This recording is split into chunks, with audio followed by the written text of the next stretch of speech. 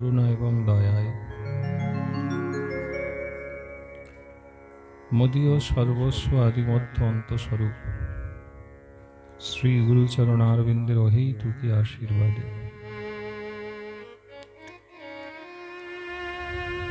সকল গুরুবর্গবৃন্দে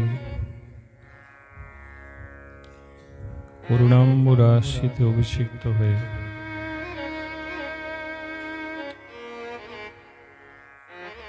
এই শ্রীমন্দিরে বিরাজমান শ্রীরূপ গোস্বামী পাদ বিরচিত সেবিত ব্রজ বৃন্দাবনের আদি ঠাকুর শ্রী রাধা গোবিন্দজির কৃপায়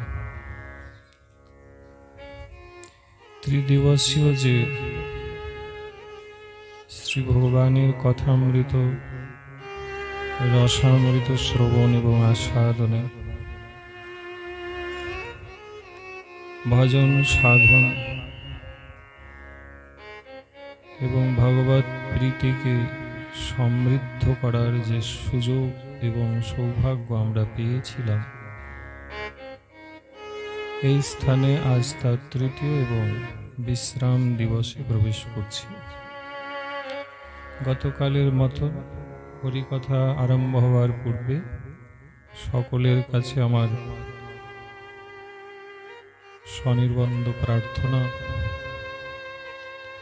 আপনারা ঠিক গতকালের মতো নিস্তব্ধভাবে, স্থিরভাবে এবং বালক শিশুদেরকে চুপ করিয়ে বসিয়ে ভগবানের কথাগুলি মন দিয়ে শ্রবণ করবেন।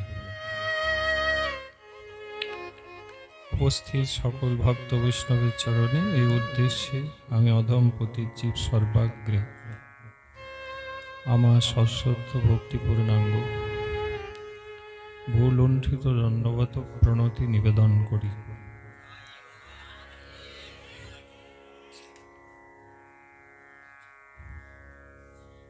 কিছু ভজনের কথা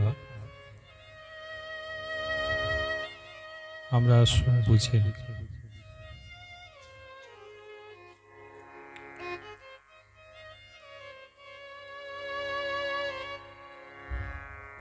হরি ভজন গতকাল যেমন আমরা আস্বাদন করছিলাম, হরি ভজন হচ্ছেন আত্মার খাবার।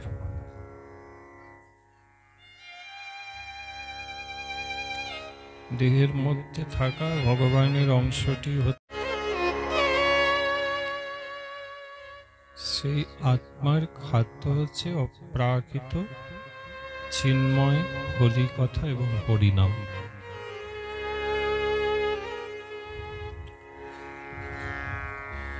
দেহ অভুক্ত থাকলে যেমন জীর্ণ শীর্ণ এবং কৃশকায় দিনে দিনে হয়ে যায়, এই প্রকার তুমি জানবে আমাদের ভেতরে থাকা আত্মাটি বহু বহু জন্মে কৃষ্ণ কথা কৃষ্ণ নামে অভুক্তই থেকে গিয়েছে।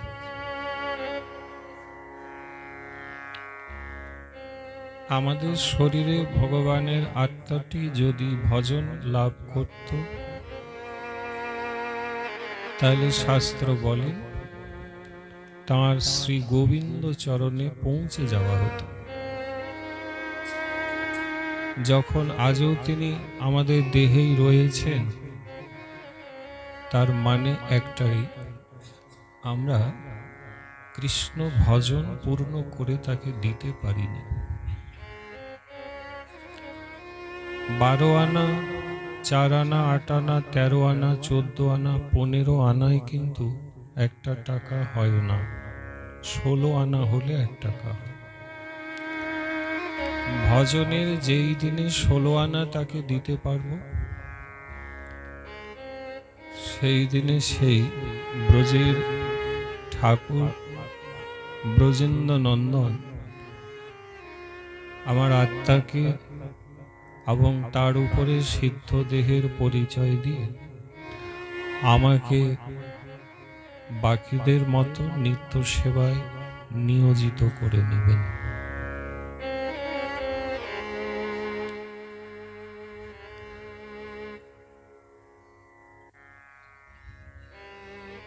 ভজন আমাদের সুখী করে। উপনিষদ বলেন, এই জগতে মানুষের প্রয়োজন হচ্ছে অবিচ্ছিন্ন সুখের প্রাপ্তি। সারাদিন আমরা যেই প্রচেষ্টা, কাজ কর্ম যাই বলেন, যাই করি, তার পিছনে শাস্ত্র বলছেন একটাই উদ্দেশ্য, যাতে আমি চিরসুখী হতে পারি।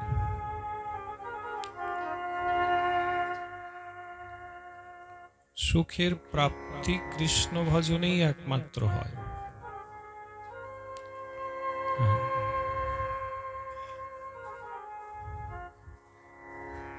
তোমার সেবা পরম সম্পদ, তোমার সেবায় হয় পরম সুখ।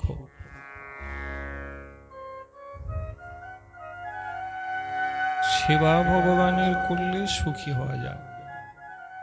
কেমন সুখ? বলে এমন সুখ পাওয়া যায় যে সুখের সময়ে বিশেষে ঘাটতি হয় না। জগতের সুখ ক্ষণিক, অস্থায়ী, এবং সুখের ভিতরে কিন্তু রয়েছে অনন্ত দুঃখ রাশি। কৃষ্ণ ভজনে, কৃষ্ণ নামে কিন্তু সেটি নেই। রয়েছে অপ্রাকৃত, অকৃত্রিম, চিন্ময়, সচ্চিদানন্দ সুখের সত্তা। তাই সুখী যদি হতে চাও, তাহলে তুমি হরি ভজন করে নাও। হরি ভজনের মধ্যে অন্যতম শাস্ত্র বলছেন সাধু সঙ্গ।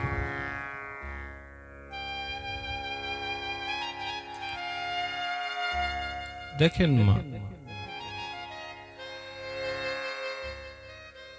গুরুদেবকে পেলে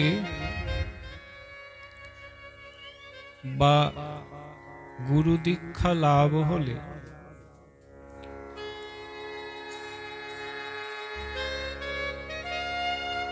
সংসার সুখের নাও হতে পারে। ধরে নাও সংসার সুখের হবে না। আজ কটা ভজন, আজ কিছু ভজনের কথা বলি, হ্যাঁ, কারণ আবার কবে আসা হবে জানি না। গুরুদেব গুরু দীক্ষা নিলে সংসার সুখে হবে না, তবে গুরুদেব যদি পাওয়া যায়, তাহলে গৃহে আপনি ভজনের প্রবেশ হয়েছে, এটা কিন্তু ভালোই দেখতে পাবেন। কি করে বুঝবেন যে গুরু দীক্ষা হয়েছে? আপনি দেখবেন গুরুর আগে যেটা ঘর ছিল, গুরুর পরে সেটা গৃহ মন্দির হয়েছে। গুরুদেব আসার আগে যে বাড়িতে খাওয়া দাওয়া হতো, এখন গুরুদেবের পরে ওই বাড়িতে কেবল মহাপ্রসাদ সেবা করা হয়।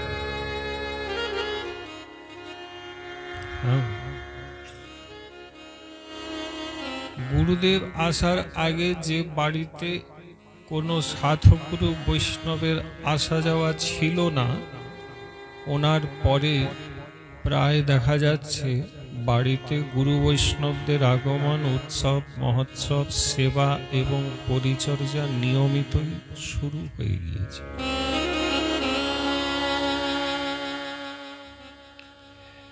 এর দ্বারাই বুঝবে যে গুরুদেবের কৃপা হয়েছে, অথবা শ্রী গুরুদেব গৃহে আসিয়াছে।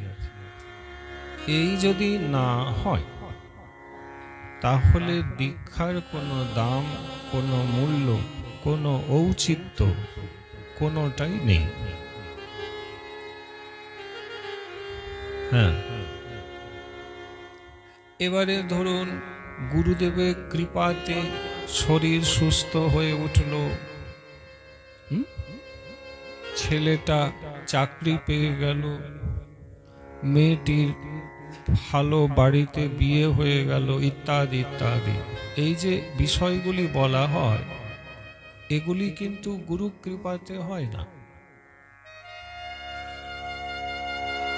ভজন সাধন ছাড়া, খুব মন দেবেন, হাত জোড়ো করে বলছি, হ্যাঁ, যদি গাঁথতে পারেন আশা করি গাঁথা হয়ে যাবে। কৃষ্ণ ভজন সাধনের বিষয়বস্তুগুলি বাদ দিয়ে আর যে আনুষাঙ্গিক তুমি ভাবছো এটা হয়ে যাক, সেটা হোক ইত্যাদি, এগুলো তোমার প্রারব্ধ অনুযায়ী যদি হবার থাকে তাহলে হবে, এখানে গুরুদেবের কোনো ভূমিকা নেই। গুরু কৃপাতে তোমার ছেলে পিএইচডি করছে, এটা ভুল। গুরু কৃপার মানে হলো তোমার ছেলের হাতে নামমালা এসেছে, সে হরিনাম করছে, এইটা গুরু কৃপা। ভগবান শাস্ত্রে বলেছেন, পূর্ব জীবনের প্রারব্ধ কর্মের ফল অনুযায়ী এই জীবনে তুমি ফল ভোগ করতে বাধ্য। আমি আগে যা করেছি তার হিসেব দুই ভাবে হয়, হয় পুণ্য নয় পাপ। আগের করা কর্মটি বর্তমানে ফল দিচ্ছে, সেটা পুণ্য হতে পারে অথবা পাপ রূপও হতে পারে। যদি পূর্বের কর্মফল পুণ্যরূপে দেখা দিচ্ছে, তাহলে কি দেখবেন, সংসারটা সুখে চলছে, কাজকর্ম ঠিকঠাক চলছে, হাত পা গোটা আছে, ভাঙেনি, মোটামুটি পরিবারটা ভালোই আছে। এর মানে গুরু কৃপা মনে করতে যেও না, এর মানে আমার পূর্ব জীবনের পুণ্য ফলে আমি ভালো আছি। আবার আমার আগের কর্মের পাপ যখন উৎপন্ন হবে, তখন কিন্তু ওই সংসারে দুঃখ, কষ্ট, জ্বালা এবং যন্ত্রণা আদি ব্যাধি, হ্যাঁ, দুর্ঘটনা, ঘটনা, অনেক কিছুই কিন্তু দেখা যাবে। সে আপনি ভক্তই হন কিবা অভক্তই হন, দুয়ের ক্ষেত্রেই দেখা যাবে। কারণ আগেই বললাম, এই বিষয়ে ভক্ত অভক্তের কোনো বিষয় নেই, এগুলো প্রারব্ধ অনুযায়ী।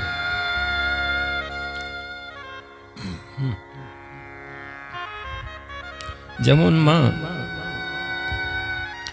ভাগবতে দ্বাদশ ভাগবত, সামনে কথা বলবে না, কথা বলবে না,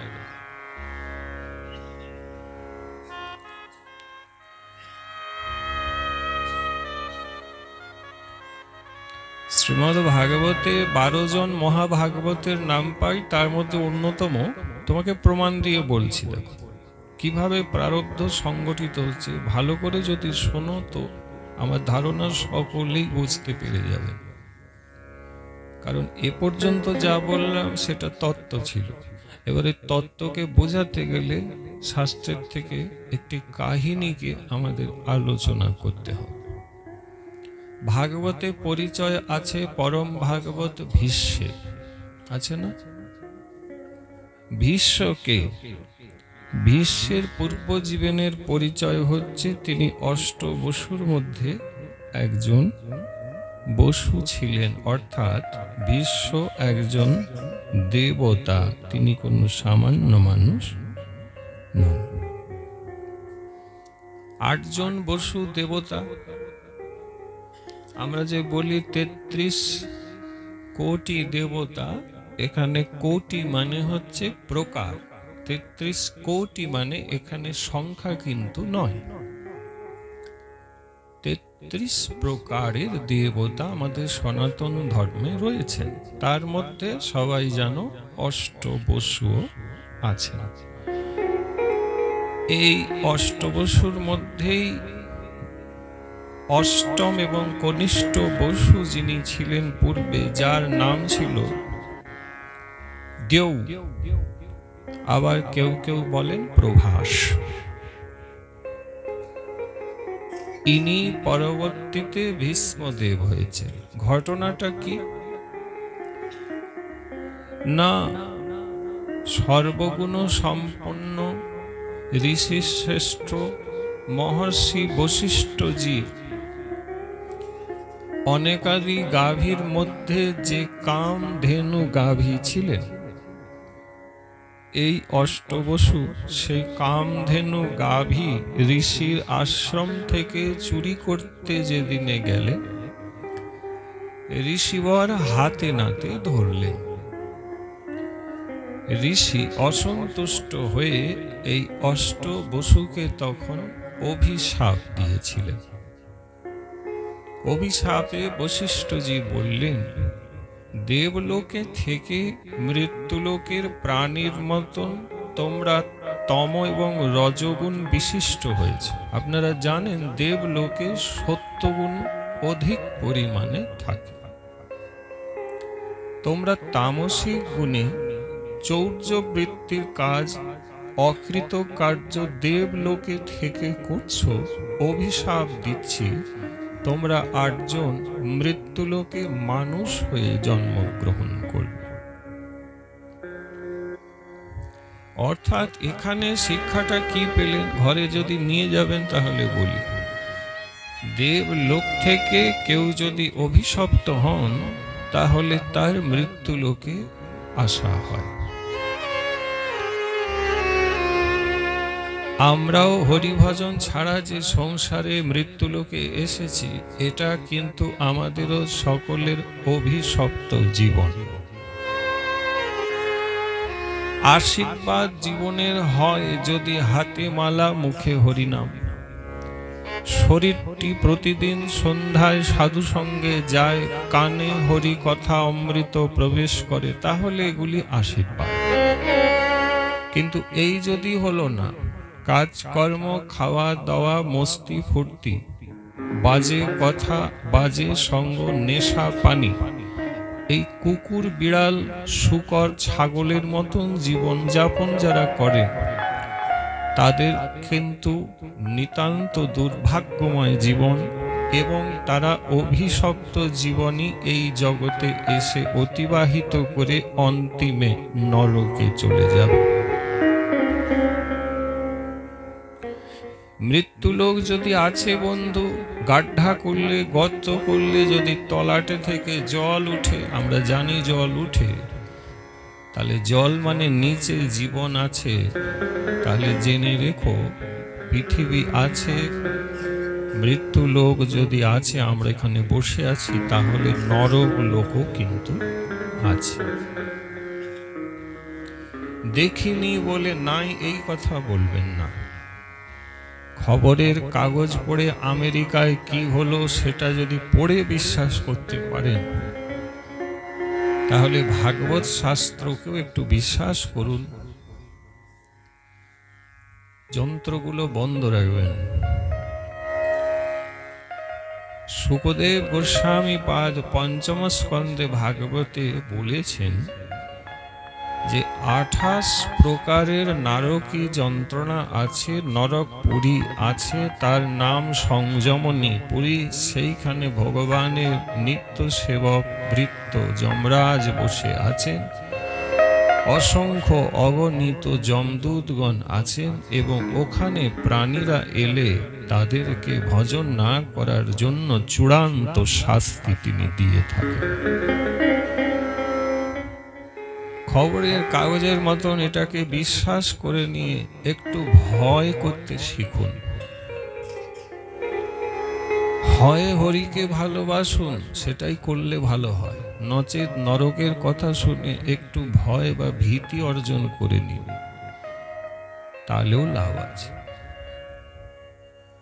প্রাণের ভয় অনেকেই জগতে নেশা ছেড়ে দেয়, তাই প্রাণের ভয় এলে হয়তোবা হরি নামে নেশা হয়ে যেতেও তো পারে।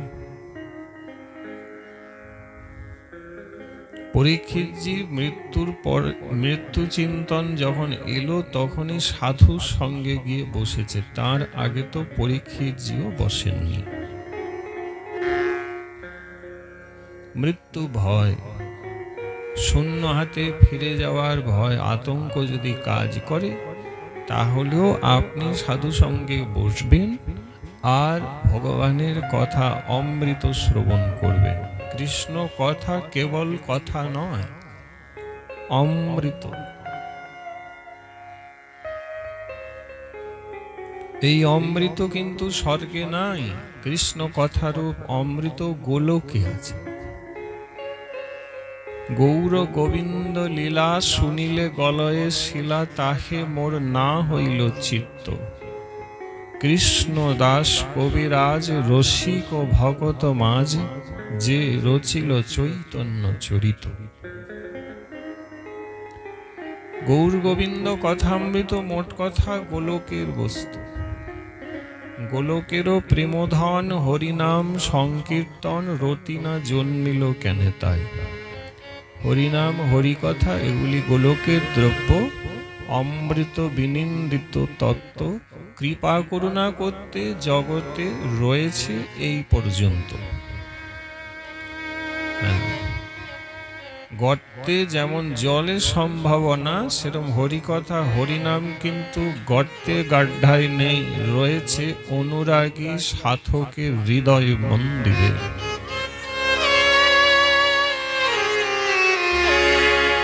তাই আমরা এই জগতে হরিকথামৃত শ্রবণ এবং আস্বাদন করতে যদি ইচ্ছা প্রকাশ করি, তাহলে সাধুকেই ডাকতে হবে।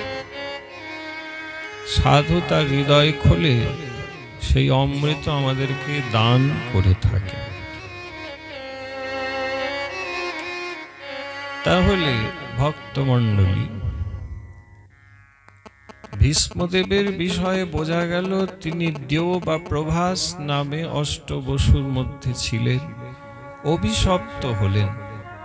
বশিষ্ঠজির চরণে ৮ জনই প্রণাম করে কেঁদে বললেন, ঋষিবর, চুরি তো করিনি, তবে চুরি করার উদ্যোগ নিয়েছিলাম, তার জন্য এত ভীষণ দণ্ড দিলেন।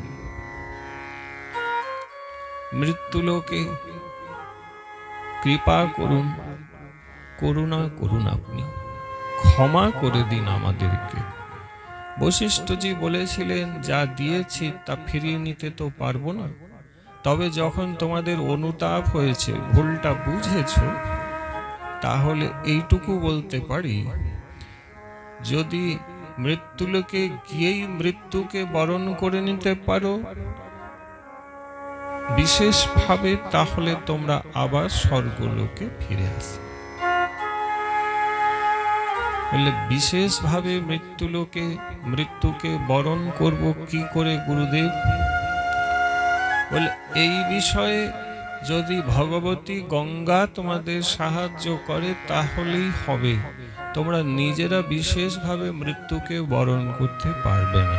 মানে এখানে বশিষ্ঠজি মৃত্যু কি করে গ্রহণ করতে হয়, মানে কেমন করে জগতে মরতে হয়, সেটাও শিখিয়ে দিচ্ছে। মরারও একটা কিন্তু কায়দা আছে। সাধু যারা, তারা মরেনও বেশ কায়দায়। গতকাল তো শুনলেন, জানি না মনে আছে কিনা, তবে মনে হয় মনে আছে। সিদ্ধ নিত্যানন্দ দাস বাবা কিন্তু ওই মেয়েটিকে দিয়ে যেখানে দাহ হবেন তেনার শরীরে, হরিনাম নিয়মিত করিয়ে সেই জায়গাকে পবিত্র করেই রেখেছিলেন। আর পরে তো বলেও দিলেন, আমার শরীরে ছাই ভস্ম এই নন্দগ্রামের পথে তোমরা ছড়িয়ে দিও। মরার আগে দেখুন কেমন করে মরার কায়দাটা করে নিলেন। এরা সাধক। আপনাকে আমাকেও এই ব্যবস্থা বেঁচে থেকেই করতে হবে। জানি না আপনি করেছেন কিনা, তবে পারলে তাড়াতাড়ি করে রাখুন। কারণ আজীবা শতেক বর্ষে অবশ্য মরণ জীবনের ঠিক নাই। যত শীঘ্র পারো ভজ শ্রীকৃষ্ণ চরণ, জীবনের ঠিক নাই। আজ নয়তো শতক বর্ষে অবশ্য মরণ, নিশ্চিন্ত না থাকো ভাই। মরতে তো হবেই, মরতেই জগতে এসেছি, তাহলে মৃত্যুটা সুন্দর করতে হবে। হরি কথা আমাদের কেবল জীবন সুন্দর করে না, হরি কথা ভাগবত কথা আমাদের মৃত্যুকে সুন্দর করে দেয়।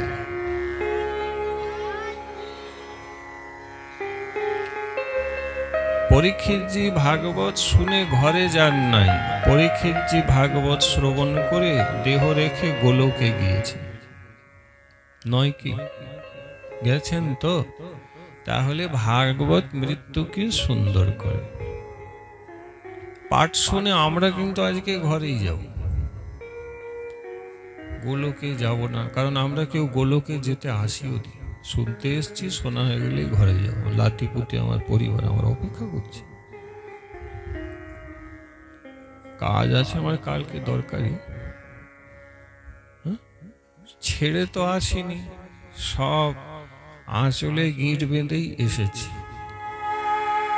মায়া ছেড়ে হরি কথা শুনলে হরির কৃপা হয়, মায়া ধরে মায়াপতির কথা শুনলে কৃপা হয় না।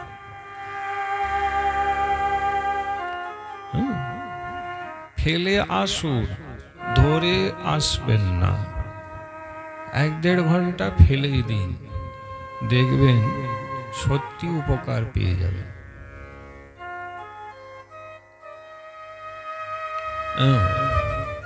যার সুগার বেড়েছে তাকে দুটো উপায় মানতে হয়, একটা ওষুধ গ্রহণ আর একটা মিষ্টান্ন ত্যাগ। মিষ্টি খাওয়াটা ওটা ত্যাগ, ওষুধ গ্রহণ এইটা গ্রহণ, দুটোই মানতে হবে, তবে হয়তো তিনি সুস্থ থাকবেন। কৃষ্ণ ভজনটা ওই প্রকার। সংসারের চিন্তাকে ত্যাগ না করতে পারলে হরি কথা মনমন্দিরে কোনোদিনই ঢুকবে না।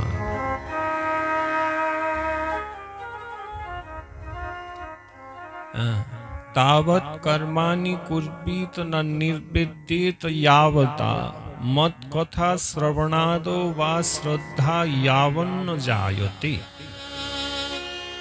সংসার তো পাচ্ছি না ছাড়তে, ভগবান বললেন আমার কথায় যদি নিয়মিত আসতে পারো, তাহলে আমি তোমার সংসারকে আস্তে আস্তে তোমার জীবন থেকে কেড়ে নেব।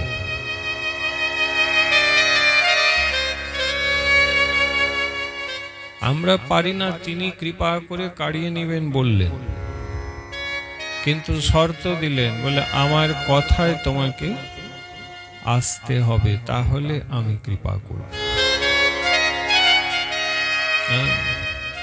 যদৃচ্ছয়া মত কথাদো জাত শ্রদ্ধস্তু সপুমান, না নির্বিন্ন না যতি শক্ত ভক্তি যোগ যস্য সিদ্ধিদ। হরি কথায় আসলেই ভগবান এই কৃপা করে দিবেন। তা কত লাভ আছে একবার বিচার করে দেখো। যাই হোক, মহর্ষি বশিষ্ঠজি বললেন মৃত্যুলোকে যেতে হবে, ভগবতী গঙ্গা সহজ মৃত্যু কি করে পেয়ে আবার স্বর্গে আসা যায়, উনি কৃপা করলে হবে। কাজেই গঙ্গার কাছে তোমরা প্রার্থনা করো। এইবারে অষ্টবসু ভগবতী গঙ্গার কাছে প্রার্থনা করেছিলেন। সেই প্রার্থনায় করুণায় ভগবতী গঙ্গা প্রসন্ন হয়ে শ্রী হরির ইচ্ছায় এই বসুগণের মৃত্যুলোকে মাতৃপদ গ্রহণ করতে রাজি হয়েছিলেন। সবাই আপনারা বিষয়টি জানেন, আমার এই বিষয়কে বলা উদ্দেশ্য নয়, আমরা আলোচনা করছি প্রারব্ধ কর্মফল।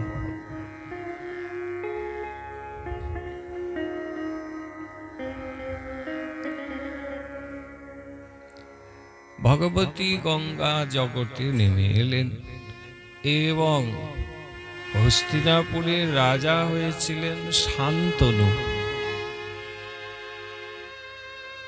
রাজা ধর্মাত্মা শান্তনুর সাথে ভগবতী গঙ্গার বিয়ে হয়েছিল। যবে বিয়ে হবে তখনই ভগবতী গঙ্গা বলেছিলেন, মহারাজ আমি আপনাকে বিয়ে করব, কিন্তু শর্ত আছে, এই যে বিয়ের পরে আমার কোনো কাজেই আপনি কোনো বাধা দিতে যাবেন না। আমি যা ইচ্ছে তাই করব। আমার কার্যে আপনি বাধাও দেবেন না এবং আমার প্রতিটি কাজে পেছনে আপনি কোনো প্রশ্ন খাড়া করবেন না। যদি রাজি হন তাহলে বিয়ে করুন। শান্তনু মহারাজ রাজি হলেন এবং বিয়ে করলেন। বিয়ের পরে এই গঙ্গা ভগবতী দেবী এদেরকে জন্ম দিলেন অভিশাপ অনুযায়ী। এবার আসল কথা এসছে, অভিশাপ অনুযায়ী জন্মাবার পরেই যদি এদের মৃত্যু হয় তাহলে কষ্ট পেতে সংসারে থাকতে হবে না, আবার দেবলোকে ফিরে যাবে। এই তত্ত্বটি ভগবতী গঙ্গা জানতেন, শান্তনু মহারাজা তিনি কিন্তু জানতেন না। তাই জন্মাবার পরেই তোমরা জানো শিশু সন্তানকে দেবী জলে ভাসিয়ে দিচ্ছে। শান্তনু রাজা ছুটে এসে দেখেন, কিন্তু শর্ত দিয়ে রেখেছিলেন কোনো কাজে বাধা দেওয়া যাবে না, এমনকি কোনো প্রশ্ন করা। রাজা চুপ। এই করে সাতটি সন্তানকে জলে দেবী দিয়ে দিলেন। আপনারা বুঝছেন তো, আসলে জলে দিয়ে দেবী কোনো পাপ করছেন না, করছেন কি? সদ্য জন্ম নিয়েছে সন্তান, তাকে জলে দিয়ে আপাত দৃষ্টিতে আমি তুমি যদি দাঁড়িয়ে দেখতাম বলতাম বাপ রে বাপ রে বাপ। এরকম নির্ঘৃণ্য পাপী নারীকে তো আমরা আজ পর্যন্ত কোনোদিন কোথাও দেখিনি। কারণ আমাদের স্বভাবটা হচ্ছে কিছু আগে পর না বুঝে আমরা দারুণ মন্তব্য করতে ভালোবাসি। মনে কিছু করবেন না, আমাদের এই মুখে বিষ আছে। কেন বলে কথায় প্রসঙ্গে পরের নিন্দা সমালোচনা এবং অপরের দোষ খুঁজে বেড়াই। কিছু জানি না, কিছু বুঝি না, বিচারের ক্ষমতা নেই, কিচ্ছু নেই, অথচ নিজের দোষ দেখতে পাই না, শুধু পরের দোষ দেখি। এই দোষে ভজন কিন্তু হবে না। যে লোকের বা পরের দোষ দেখে তার ভাগ্যে কৃষ্ণ ভজন স্বপ্নেও সম্ভব নয় বলে তুমি জানবে। সাধু হতে গেলে সবার আগে সকলের দোষ দেখা বন্ধ করে নিজের দোষটা দেখবে, তবেই সাধু হতে পারে। ষড় গোস্বামী পাদ বলেছে। যাই হোক, সাতটি সন্তানকে জলে দিলেন, উদ্ধার করছেন তিনি। অষ্টমকেও যদি জলে দিতে যাবেন, রাজা শান্তনু আর পারলেন না। দেবীর হাত ধরে বলছেন, হে দেবী, সাতটি আমার সন্তানকে জলে দিয়ে নষ্ট করলে, কেন এরকম করছো? আমি এই সন্তানকে নষ্ট করতে দেব না, তুমি একে আমার কোলে তুলে দাও, তুমি একে দয়া করে জলে ফেলে দিও না। কথা তো ছিল প্রশ্ন করা যাবে না, কাজে বাধা দেওয়া যাবে না। মহারাজ কিন্তু দুটোই করে নিলেন। দেবী গঙ্গা বললেন, আপনি আপনার প্রতিশ্রুতি কিন্তু মহারাজ আজ ভেঙে ফেললেন, কথা দিয়ে কিন্তু আপনি কথা রাখলেন না। হাত জোড়ো করে রাজা বললেন, দেবী আর পাচ্ছি না, পারলাম না, তুমি এই সন্তানকে জলে দিও না, একে আমার কোলে দিয়ে দাও। ভগবতী বললেন, বেশ, আপনার কোলে দিয়ে দেব, কিন্তু জলে দিলেই এর ভালো ছিল, কোলে দিলে এর ভালোর কিছু নেই।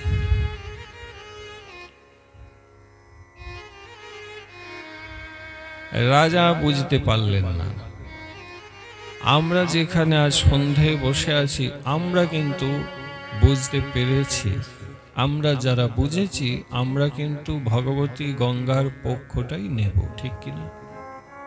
হ্যাঁ কিনা বলে নিবেন তো? কেন নিবেন আপনি?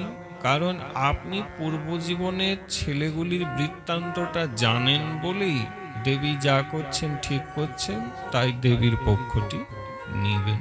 হ্যাঁ কিনা? এই প্রকার আমাদের জীবনেরও কিন্তু পূর্ব ইতিহাস আছে।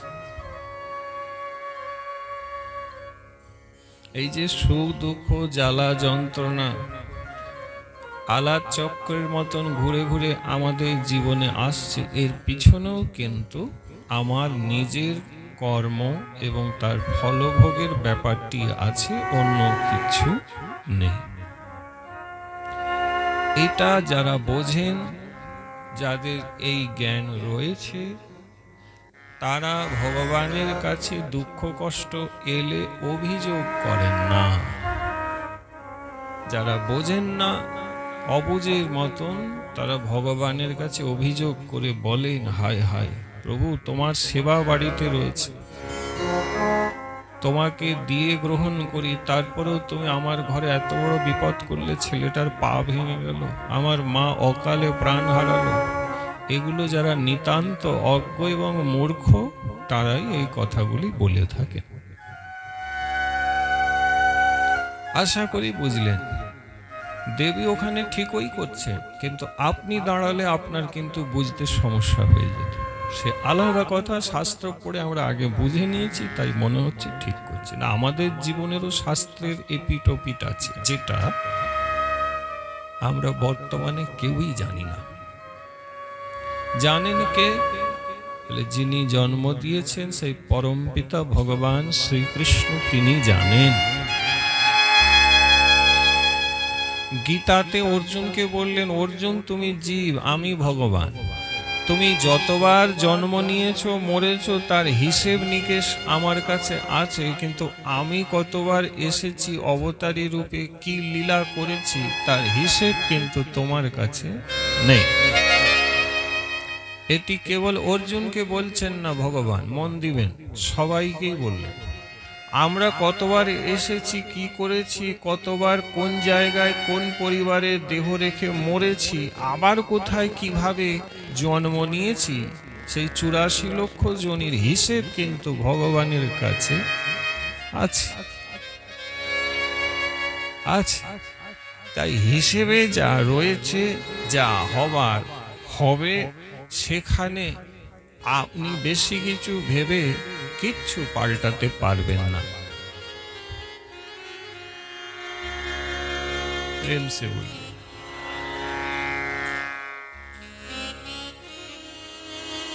এই জন্য ভীষ্মের দৃষ্টান্তটা দিলাম। দেবী তো বললেন দুঃখ কষ্ট পাবে, জলে দিলেই ওর ভালো ছিল। রাজা অবাক, বললে সত্য সন্তানকে জলে দিয়ে মেরে ফেললে ভালো ছিল? দেবী বললে, হ্যাঁ, আপনি বুঝবেন না, আমি তার ইতিহাস জানি, ওটাই ওর ভালো ছিল। ফিরিয়ে দিলেন, দেবী নিজে অন্তরিত হয়ে গেল। এরই নাম হলো দেবব্রত। দেবী বলেছিলেন জগতে একে খুব কষ্ট পেতে হবে, জীবনে প্রথম থেকে শেষ পর্যন্ত দুঃখ কষ্ট পেতে হবে। এ কথা বড় যখন হয়েছিল, তার পিতৃদেব দেবব্রতকে বলেছিল, হ্যাঁ রে, তোর মা বলেছে তোর খুব কষ্টের জীবন হবে, কিন্তু কি কষ্ট! আর এই সংসারে কোনো কি সুখ সে পাবে না? প্রতিদিন স্নান করে গঙ্গাকে অর্ঘ্য দিত। স্নান করলে আগেকার দিনে সবাই অর্ঘ্য দিত, এখনকার দিনে কজন দেয় বা দেয় না সে আমি পতিত জীব জানি না, তবে হ্যাঁ, শুদ্ধাচারে সবাইকেই অর্ঘ্য দান করত। পঞ্চমহাভূতের এই শরীর মা, তোমরা সবাই জানো 5টি মহাভূত তত্ত্ব এই দেহে, পৃথিবী, জল, বায়ু, আকাশ এবং মৃত্তিকা অথবা মাটি। এই যে জলের অংশটি আছে, স্নান করে জলকে অর্ঘ্য দিয়ে ভগবানকে প্রণাম প্রতিদিন করতে হবে। কারণ নারায়ণ যে নামটি আপনি নেন, এই নামেও কিন্তু জল আছে। হ্যাঁ, নরযুক্ত অয়নে হয়েছে নারায়ণ। হ্যাঁ, যিনি অনন্ত জলরাশিতে অনন্তের শয্যায় শায়িত হয়ে রয়েছেন, সেই মহাবিষ্ণু নারায়ণকে আমি প্রণাম করি।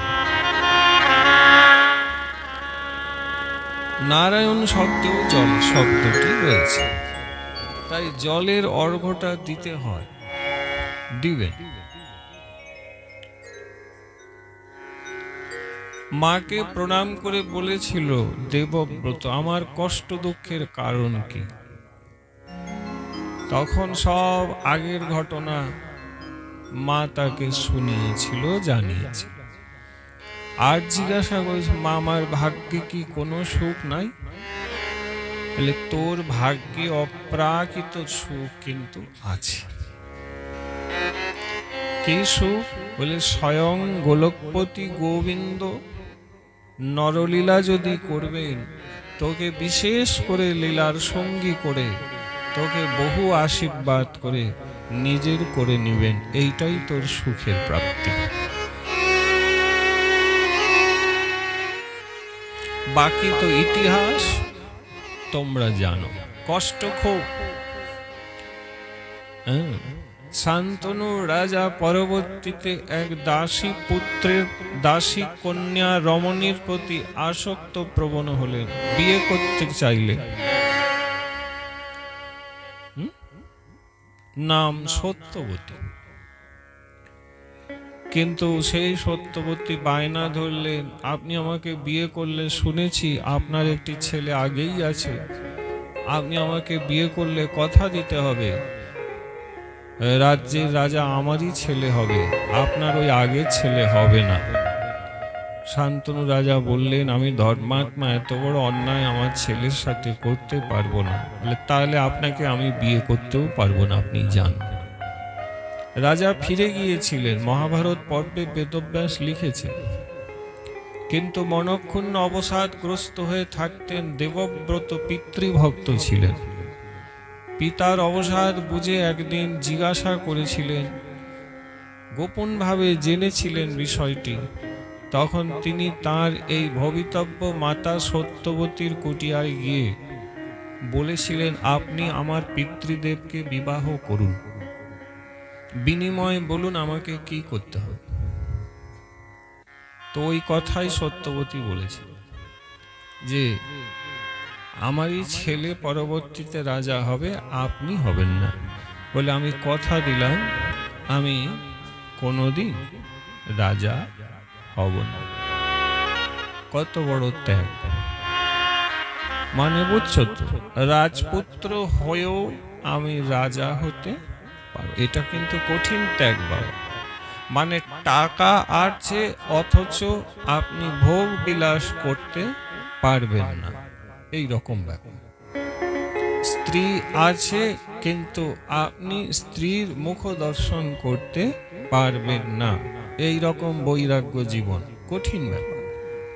কাদায় থাকবো কিন্তু গায়ে কাদা মাখবো না, এই রকম ব্যাপার, কঠিন জিনিস। রাজার ছেলে, চারিদিকে বৈভব ঐশ্বর্য, আমি নিজে রাজপুত্র কিন্তু রাজা হতে পারবো না, রাজি হব না মা।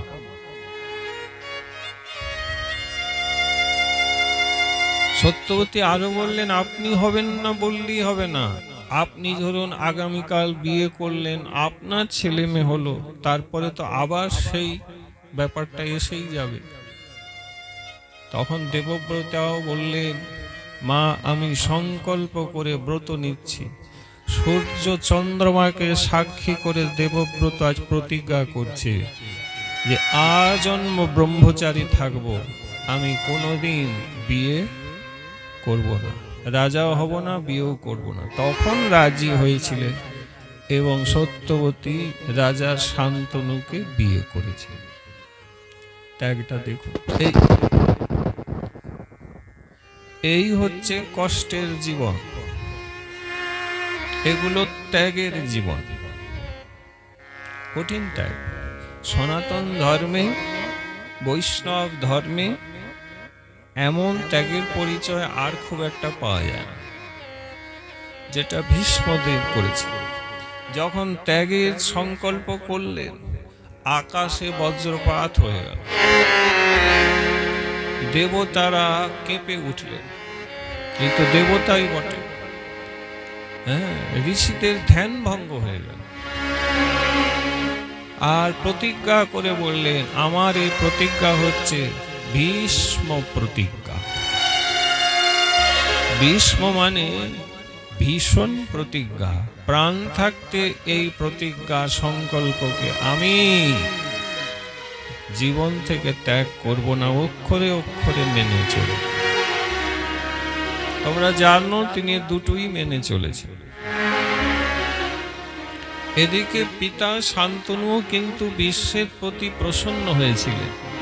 যখন জানলেন আমার ছেলে আমার জন্য এত ত্যাগ করেছে, আমি যা ভালোবাসি তা আমাকে ফিরিয়ে নিজে ত্যাগী হয়েছে, তাহলে আমি আমার ছেলেকে বর দিলাম যে যা দেবব্রত, তোর পিতা তোকে আশীর্বাদ করছে, তোর ইচ্ছা মৃত্যুর ফল লাভ হবে। মানে যবে তুই মনে করবি তবেই তোর মৃত্যু হবে, তোকে কেউ মারতে পারবে। গল্পটা বুঝছেন, ছন্দটা ধরেছেন। পিতার সেবা করলে পিতা প্রসন্ন হয়ে তাকে ইচ্ছা মৃত্যুর বর দিয়ে দিল। এই জন্য আমাদের সনাতন ধর্মে পিতামাতার সেবা করার কথা কিন্তু বলা আছে। আমাদের সনাতন ধর্মে পিতা মাতাকেও গুরু বলেছেন। বেদান্ত বলছেন মাতৃদেব ভব পিতৃদেব ভব, বেদ শাস্ত্রে লেখা আছে। এমন ধর্ম কোথাও নেই যেখানে সকলকে সম্মান করতে বলা হয়েছে। আমাদের ধর্মে হানাহানি, হিংসা, মারামারি কিন্তু কোথাও নেই। আমাদের ধর্ম শেখায় বসুধৈব কুটুম্বকম, মানে সারা পৃথিবীকেই নিজের পরিবার, আত্মীয় বলে তুমি মনে করো। তোমার পর বলতে কেউ নাই। এইটা একমাত্র সনাতন ধর্মের পৃষ্ঠাতেই দেখতে পাবেন। অন্য ধর্মে দেখবেন নিজের ধর্মের বড়াই আছে এবং পরের ধর্মকে হেয় এবং হীন করে দেখানো হয়েছে। কিন্তু সনাতন ধর্মে এরকমটা নেই।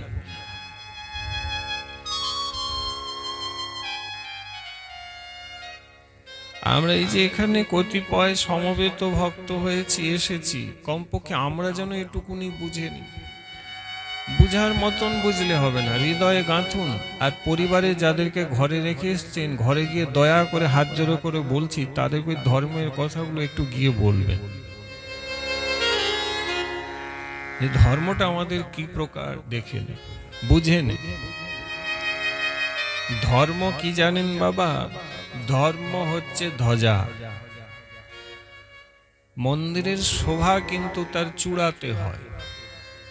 জগন্নাথ পুরীর শোভা কিন্তু ওই চূড়াতেই আছে। মন্দির মানে কি?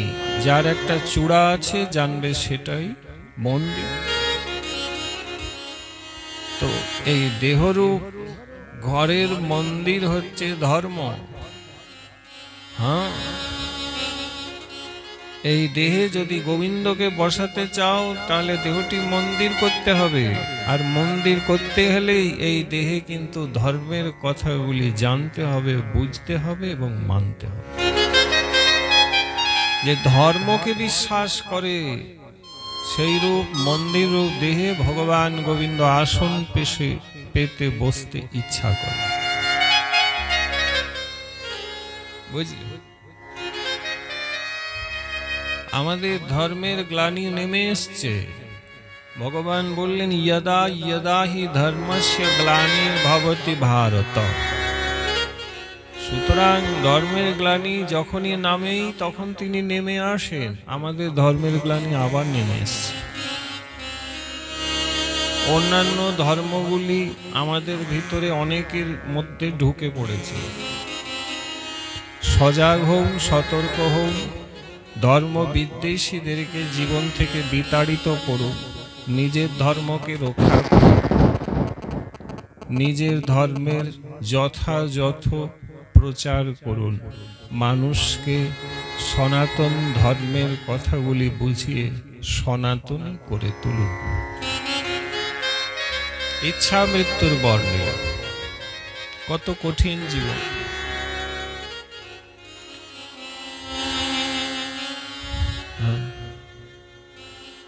তো বক্তব্য হচ্ছে এই যে এই বসুর মধ্যে অন্যতম তিনি দেখেন জগতে নেমে অভিশপ্ত জীবনটি অতিবাহিত করছে, একে তার প্রারব্ধই বলা যাবে, তাই না? কোথায় দেবলোকে ছিল, কত ঝঞ্ঝাট ঝামেলার মধ্যে তিনি আজ এই মৃত্যুলোকে এসে পড়লেন। এই রকম কিন্তু আমাদেরও জীবন। বিশ্বেরটা জানি, আমাদেরটা আমরা জানি না। না জানলেও যদি বিশ্বাস করি তাহলে অভিযোগ ভগবানের কাছে কোনোদিনই করব না। যখনই অভিযোগ করি মানে মানতে পারছি না, না মানলেও বন্ধু যা হবার তা তো হবেই হবে। এতে তোমার আমার না মানা মানাতে কিচ্ছু যায় আসে না। হ্যাঁ, বরঞ্চ মেনে নিলে সুখী হবে, না মানতে পারলে দুঃখ পাবে। ভাগবতে লেখা আছে, জগতে আশা করলে দুঃখী হবে, জগতে এসে কোনো কিছুর আশা করবে না, তাহলে তুমি সুখী হবে। আশা হি পরম দুঃখং নৈরাস্যম হি পরম সুখম, লেখা আছে। শ্রীবাস পণ্ডিত তার পুত্রের জন্মের পর থেকেই সেই শিশুকে মহাপ্রভুর চরণে সমর্পণ করেই দিয়েছে। কোনো দিন কোনো মুহূর্তে এটা আমার সন্তান বলে ভাবেনি, বাকিরা নিজের করে কিন্তু ভেবেছিল। তাই অকাল সেই পুত্রের মৃত্যুর পরে শিবাস অঙ্গনে সবাই কাঁদে, আর শিবাস পণ্ডিত মহাপ্রভুকে নিয়ে ভিতরে সংকীর্তনের আনন্দে মেতে আছে।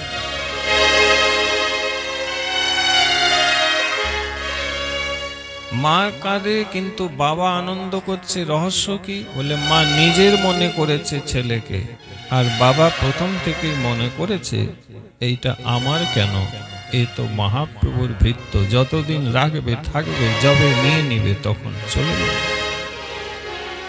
বুঝলেন তো? তাই দুঃখ নাই, শ্রীবাসের মনে কোনো কষ্ট নেই।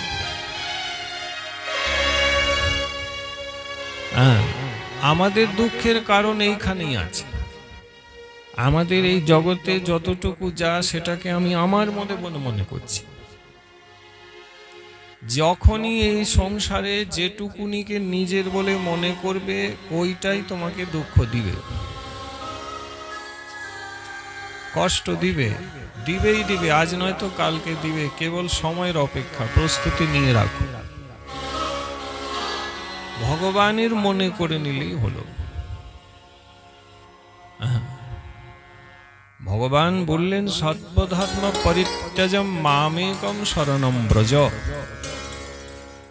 এই যে বললেন মাম একম শরণম ব্রজ, একমাত্র আমার চরণে তোমরা শরণ নিয়ে নাও, তাহলে তুমি চিরসুখী হবে, দুঃখ তোমাকে ছুঁতেও পারবে না।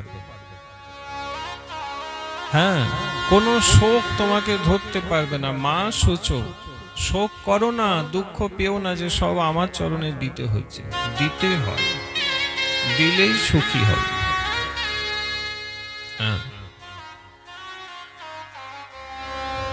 তা আমরা বড় অকৃতজ্ঞ মা। অন্ধ ব্যক্তি যেমন লাঠির ভরসাতে সারাটা জীবন হাঁটলো, ভাগ্যক্রমে ডাক্তারবাবু একদিন চিকিৎসা করে তার চোখ ফিরিয়ে, নেত্রে জ্যোতি ফিরিয়ে দিল। যেই দিনে ভদ্রলোক এইবার চোখে দেখতে পাচ্ছে, করলো কি জানেন? আজ সেই জন্ম থেকে 35-40 বছরে সেই আশ্রয় সঙ্গী লাঠিটাকে ছুঁড়ে বাইরে ফেলে দিল। বলে, দূর, তোর আর কোনো কাজ নেই, দরকার নাই, তুই দূরে যা, আমি চোখে দেখতে পাচ্ছি। যে লাঠি 40 বছর তার সাহারা ছিল, আশ্রয় ছিল, আজ দেখতে পাচ্ছে বলে তাকে ফেলে দিল। এরকম আমাদেরও জীবন। যখন কিছু দুঃখ কষ্ট আসে, তখন যাকে নিজের বলে মনে করি তিনিও বিপদে পাশে দাঁড়ান। যখন কিছু সুখকে খুঁজে পাই, তখন ওই বিপদের বন্ধুকে আমরাও কিন্তু দূরে ছুঁড়ে ফেলে দিই। কেন? কারণ আমরা অকৃতজ্ঞ।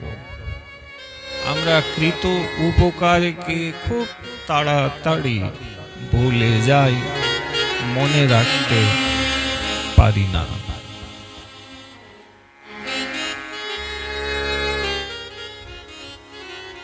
প্রেম সে বলি। ভাবুন একবার,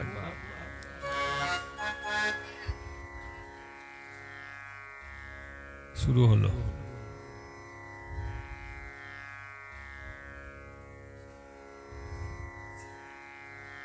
সত্যবতী এলেন, শান্তনু ইচ্ছা মৃত্যুর বর দিলেন। পরবর্তীতে আপনারা জানেন আরো কঠিন পরীক্ষা দিতে হয়েছে।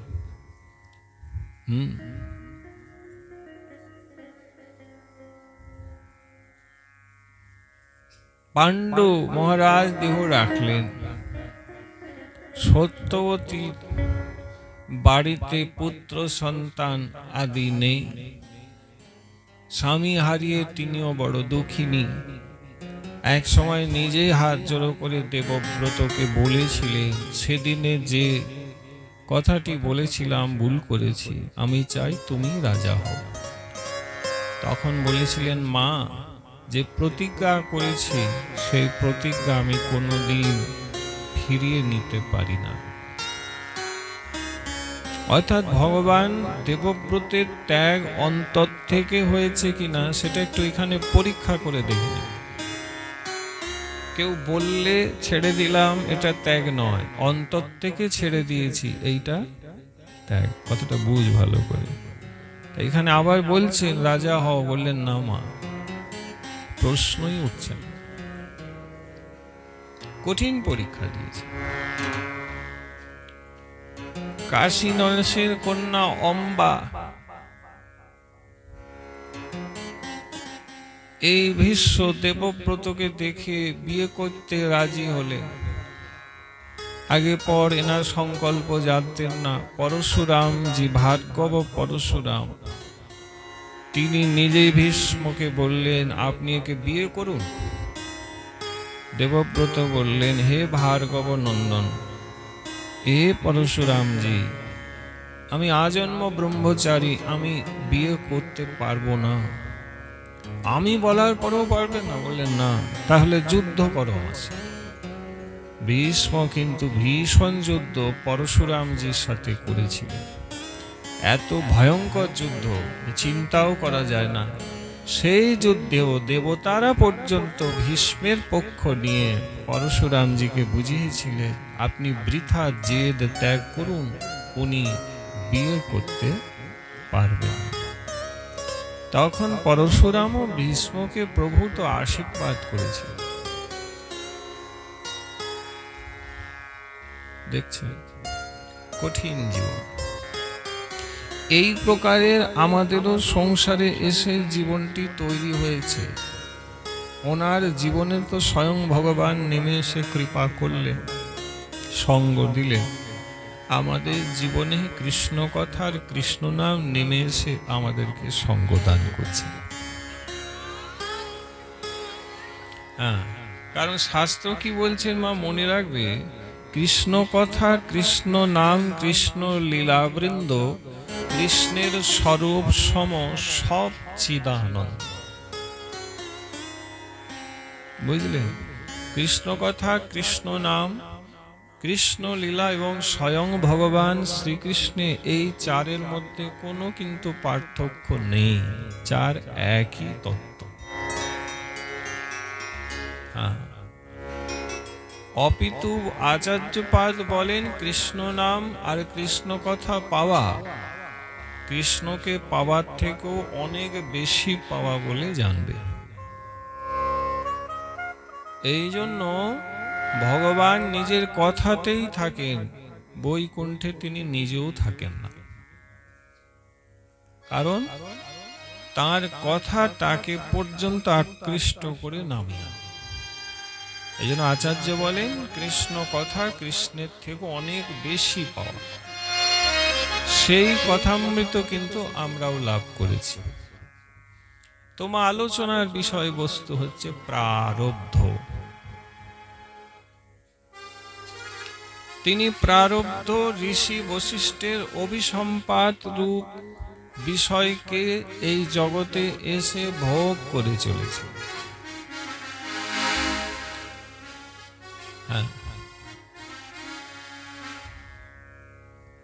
পরবর্তীতে জানেন আপনারা অম্বা, অম্বালিকা আদি দৈব এবং ঋষি বেদ ব্যাসের প্রসাদী রূপে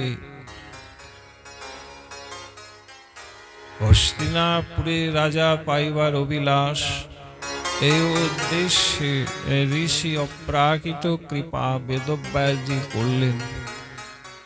একজন নেত্র বন্ধ করে ঋষি সঙ্গ করায় ধৃতরাষ্ট্র অন্ধের জন্ম হল। আর এক কন্যা তিনি ভীত সন্ত্রস্ত হয়ে হলুদ বর্ণা হওয়ায় কার জন্ম হলো?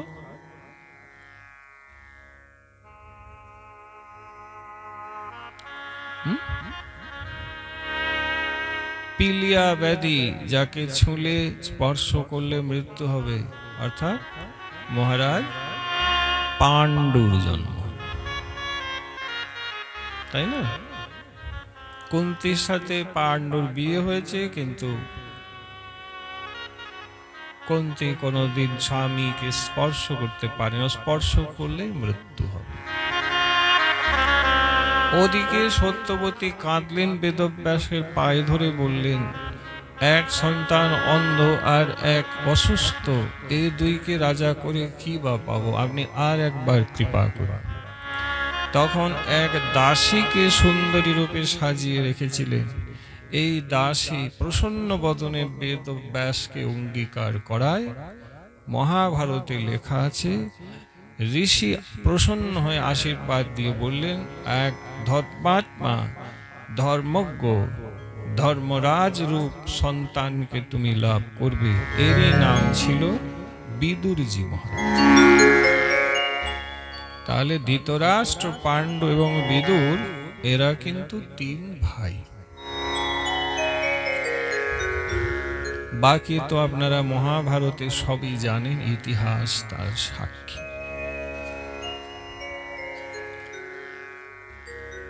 এই সমস্ত কার্যগুলি বংশে হয়ে চলেছে একজন নিষ্প্রদীপ অবস্থায় থেকে, এগুলি সব তত্ত্বাবধানে করে চলেছেন, তেনার চরিত্রটাই আস্বাদন করছেন।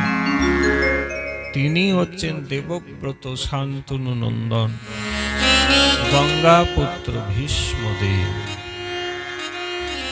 ওনার সম্মুখেই হচ্ছে।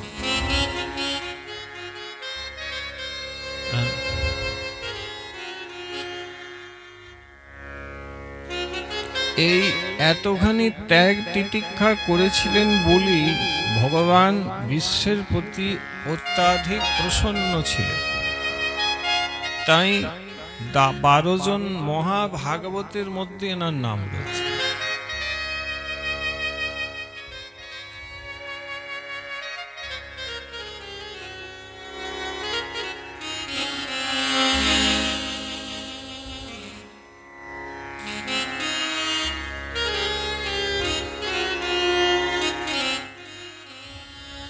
হরে কৃষ্ণ।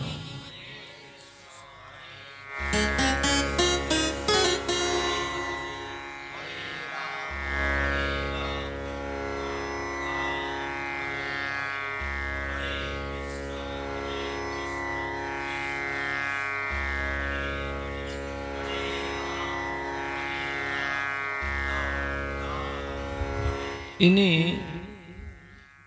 যদি প্রারব্ধ ভোগ করতে বাধ্য হন, তাহলে আমরাও ভোগ করতে বাধ্য। দেখেন না, প্রারব্ধ ভোগেরও 3টি ক্রম আছে। ইউটিউবে দেওয়া থাকবে, আমরা জানি একটু কঠিন লাগবে, আবার দয়া করে ঘরে গিয়ে পরে শুনে নেবেন। তবে মন দিয়ে শুনুন, হয়তো একবারেও বুঝে যেতেও পারেন।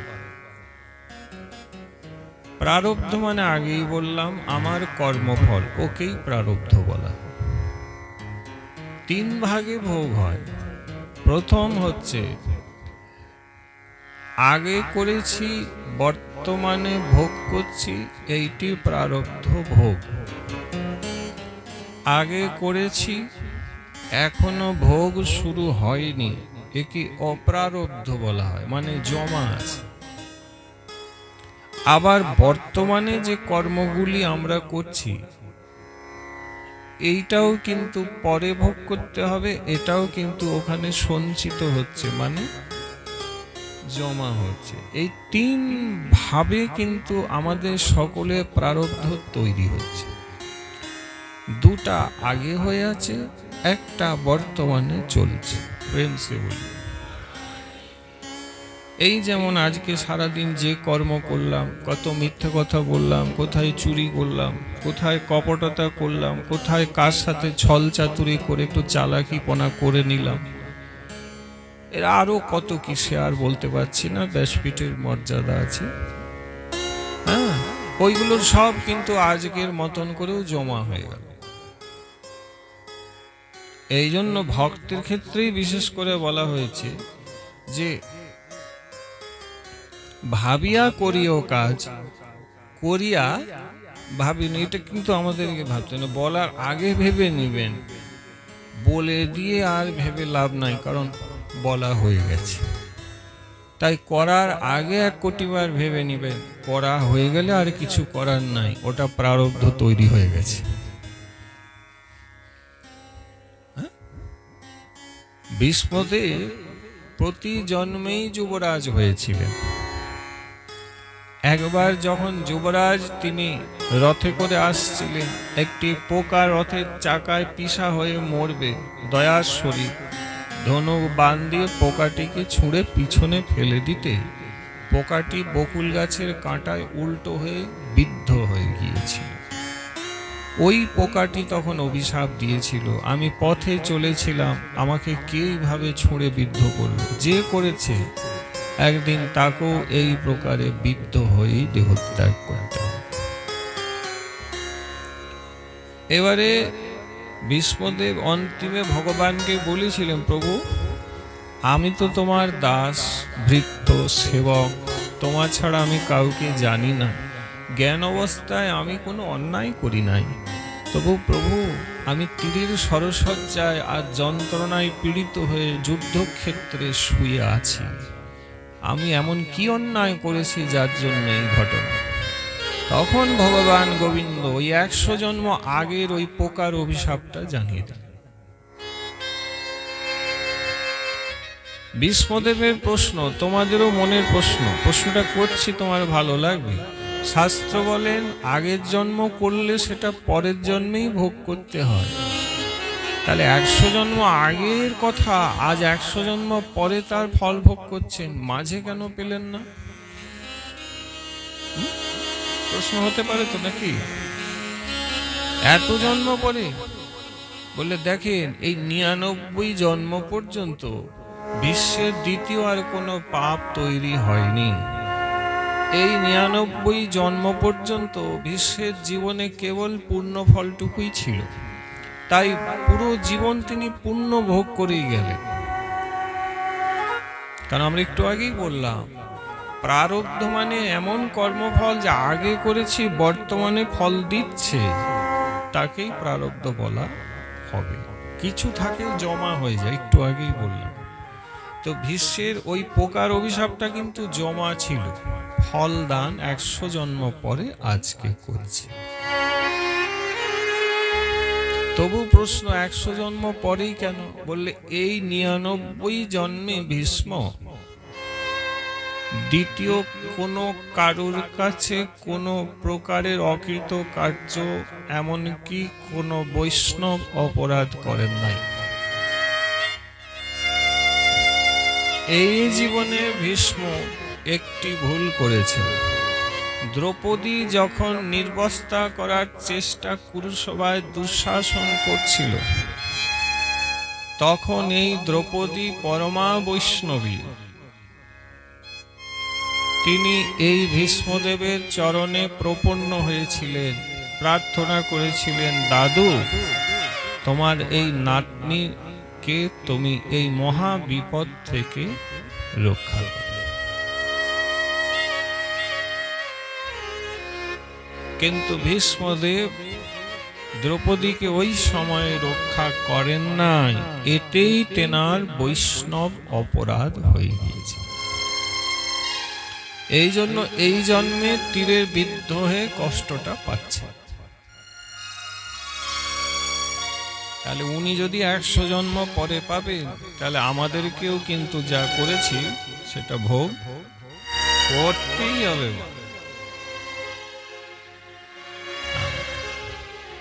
ভালো করে শুনুন, হাতে মালা, গুরু গোবিন্দের সেবা করছেন মানে শরীরে আদি ব্যাধি আসবে না, দুঃখ কষ্ট আসবে না, এই ভুল করছেন, এগুলো কিন্তু আসবে। কিন্তু ভজনের প্রভাবে আপনি এগুলো সহজেই জয় করে নেবেন। আপনি মধ্যমান হবেন না, অর্থাৎ দুঃখ কষ্টে কৃষ্ণ কৃপায় আপনি ভেঙে পড়বেন না, আপনি তরে যাবেন, পেরিয়ে যাবেন।